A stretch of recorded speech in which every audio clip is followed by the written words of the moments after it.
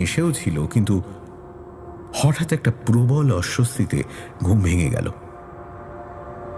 রাত কটা বোঝার জন্য অভ্যেসে বালিশের পাশে হাতড়ে দেখল মোবাইল জ্বলছে না, অথচ মোবাইলের চার্জ যে ছিল সেটা সে একটু আগেও দেখেছে।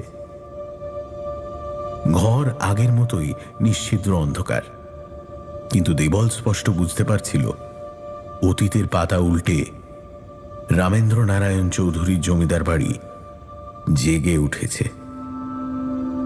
গোপন ষড়যন্ত্রের ফিসফাস শোনা যাচ্ছে দেওয়ালের ওপারে। কারা যেন হেঁটে যাচ্ছে সতর্ক পায়ে, কথা বলছে চাপা গলায়।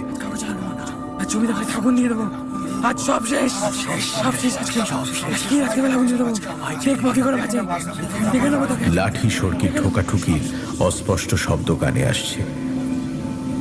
ঠিক দেবলের ঘরের সামনে দিয়ে কে যেন খুব তাড়াতাড়ি হেঁটে যেতে গিয়ে থমকে দাঁড়ালো দরজার সামনে। নিঃশ্বাস বন্ধ করে শুয়ে আছে দেবল।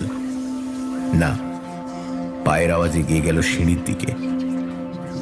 নিচের তলায় অনেক মানুষের অস্পষ্ট অস্তিত্ব টের পাওয়া যাচ্ছে। লোহার ওপর ঘষ্টানোর মৃদু আওয়াজ। সাবধানে সিংহদুয়ার খুলে কারা যেন বেরিয়ে গেল। গোটা বাড়িটা দম বন্ধ করে কি একটা সর্বনাশের জন্য যেন অপেক্ষা করছে। কান